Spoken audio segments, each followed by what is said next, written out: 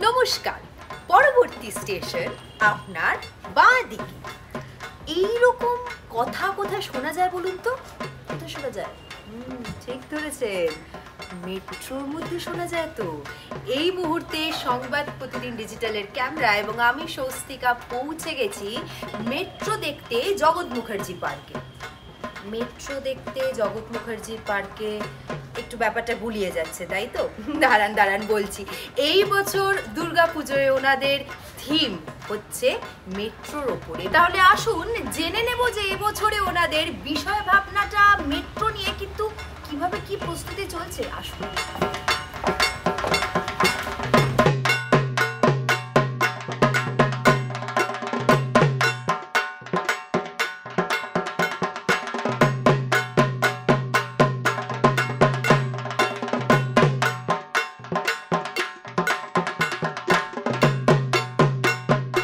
জগৎ মুখার্জি পার্কের এবছরের বিষয় ভাবনা হচ্ছে মেট্রো।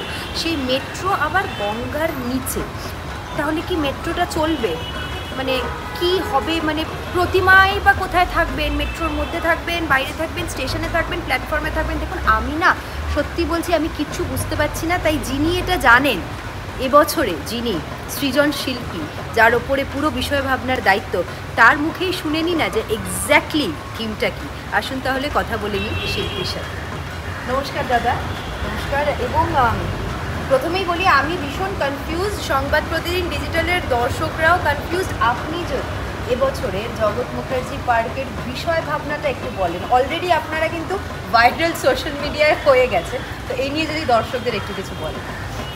আসলে আমাদের পুজো করি, একটা থিম করা হয়। থিমটার একটা পোশাকি নাম আছে। আমরা নামটা দিয়েছি প্ল্যাটফর্ম হাওড়া ময়দান। আচ্ছা। নামটা শুনলেই বোঝা যাচ্ছে যে আমরা কি করতে চলেছি। অ্যাকচুয়ালি গঙ্গার নিচে দিয়ে যে মেট্রোটা গেছে সেটাকে নিয়ে কাজ করা, এবং বিষয় ভাবনাটা কিন্তু শুধু গঙ্গা মেট্রো না।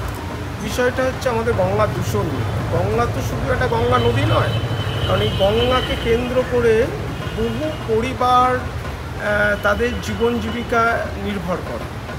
সেই সচেতনতা বৃদ্ধির জন্য গঙ্গা দূষণটা যাতে না হয়, সেটা যাতে রক্ষা করা যায়, সেটাকেই আমাদের এই সচেতনতার বার্তাটা দেওয়ার উদ্দেশ্য নিয়ে আমাদের এই কাজটা করা।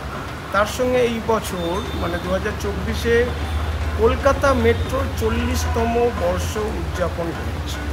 সেই উদযাপনের সঙ্গে আমরা জগৎ মুখার্জি পার্ক সবাই মিলে এই উদযাপিত করব।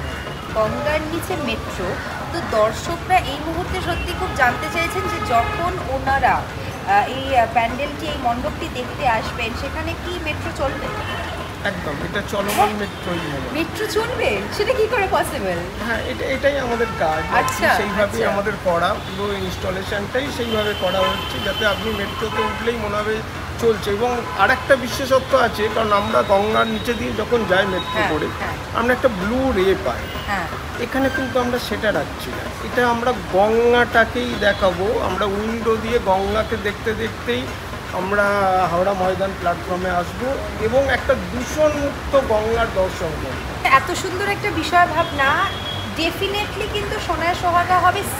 সাউন্ড একটা কিন্তু বড় রোল প্লে করবে। এক্ষেত্রে কি সাউন্ডের ব্যাপারে আপনি কিছু ভেবেছেন বা আপনার ঠিক? আমরা শুধু সাউন্ড নয়, লাইটটাও ভীষণভাবে, কারণ সাউন্ডটা আপনি যখন মেট্রোতে উঠবেন তখন তো একটা স্পিডে থাকে, উঠলেন, থেমে আছে, তারপরে মেট্রোটা চলতে শুরু করলে একটা স্পিডে চলে।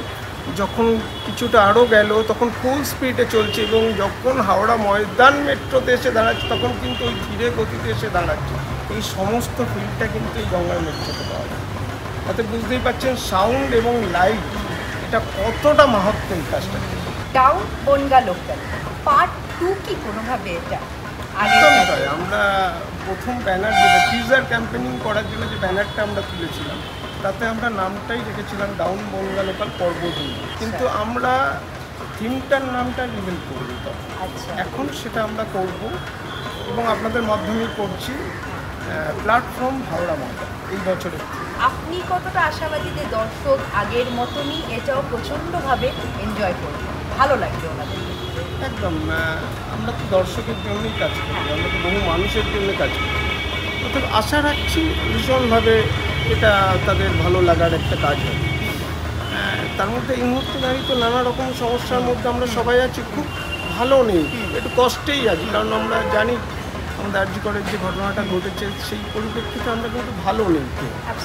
কিন্তু পুজোটাও করতে হবে, কারণ পুজোটা তো আর শুধু পুজো নয়, পুজোটা মানে একটা আমাদের ওয়েস্ট বেঙ্গলের জন্য একটা বড় ইকোনমি, 50,000 কোটি টাকার বিজনেস, একটা সাধারণ মানুষের মানে সারা বছর তারা চেয়ে থাকে এই পুজোটা, সেটাও যেমন ভাবনা এই প্রতিবাদ প্রতিরোধ যেগুলো চলছে বিচার চাওয়ার ক্ষেত্রে, এটা তো ভীষণ জরুরি আমাদের প্রত্যেক মানুষের। মা দুর্গার কথা যখন আসছে, শিল্পীর কাছে আমাদের শেষ প্রশ্ন, এই বিষয় ভাবনায় দুর্গাকে আপনি কিভাবে রেখেছেন? দুর্গাকে আমরা যেহেতু গঙ্গা নিয়ে কাজ করছি, গঙ্গা দেবীর রূপে আমরা দুর্গাকে রেখেছি। আচ্ছা। এবং সেটাও গঙ্গার মাঝেই তাকে রেখেছি, কারণ আপনি যে জায়গাটা দেখছেন এটা কিন্তু জল থাকবে, এবং এটা একটা জল মহল, মানে আমি বললাম না ক্রিস্টাল ক্লিয়ার একটা গঙ্গার কী ধরনের হতে পারে তার একটা কাল্পনিক রূপ দেওয়ার চেষ্টা করা হচ্ছে, পুরোটাই একটা ওয়েব ক্রিয়েট হবে। বাহ, তাহলে আপনারা শুনে নিলেন শিল্পীর মুখে। অসংখ্য ধন্যবাদ দাদা।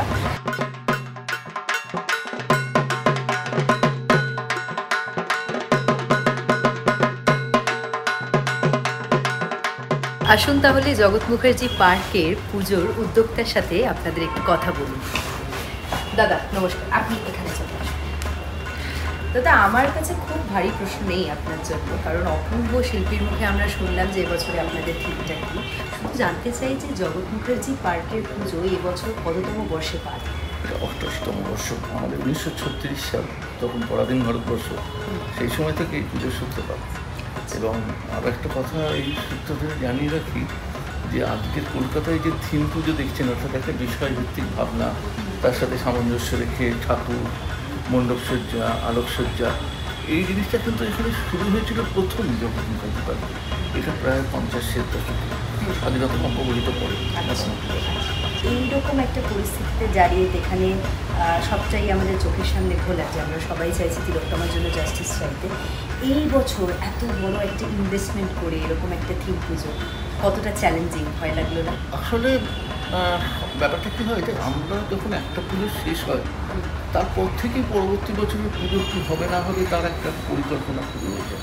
তো তারপর এই ধরনের পরিস্থিতি যখন এসছে তখন আমাদের কাজ কিন্তু অনেকটাই এগিয়ে গেছে। এবং তবে একটা জিনিস আমার যেটা মনে হয় যে আমাদের যেটা মনে হয় যে আমাদের এবারে বিষয় ভাবনাটা তো কিন্তু সেই দূষণের বিরুদ্ধে।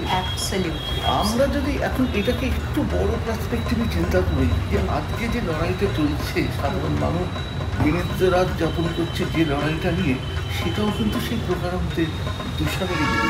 একদম এই জায়গা থেকে আমার মনে হয় আমাদের রিলেট করতে একটু সুবিধা হবে যে আমরাও সেখানে আছি।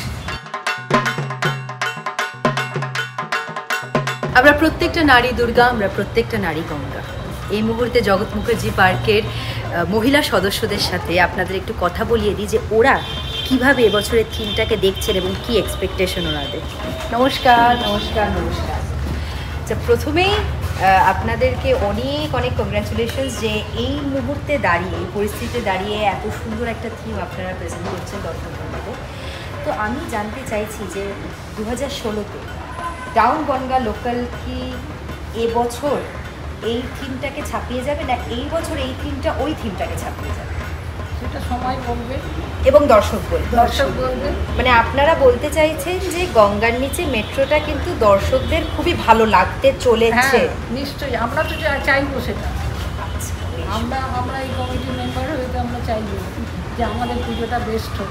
পুজোয় কার কি প্ল্যান থাকে? পুজোয় কি এখানেই থাকা সারাটা, মানে পুজো নিজেদের প্যান্ডেলেই কাটানো, মণ্ডপেই কাটানো, একদম মানে এখান ছেড়ে আর অন্য যাওয়া হয়? এবছর যাওয়া হবে না। আচ্ছা বেশ। আর ভোগের কি পরিকল্পনা থাকবে? মোটামুটি ভোগ তো আমাদের খুবই ভালো হয়, রোজই হয়, ভীষণভাবে আমাদের রোজ হয়, রোজ ভোগ বিতরণ হয়, খুবই ভালোভাবে হয়। কিন্তু আমাদের মনটা এবারে ঠিক সেরকম একদমই তাই। পরিস্থিতি অনুযায়ী আমাদের মনটা ঠিক চাইছে না একদম। কিন্তু সময়ের নিয়মে মা আসছেন এবং আমরা সবাই চাইবো যে মায়ের কাছে প্রার্থনা করতে যাতে আমাদের সব কিছু ভালোভাবে একদম।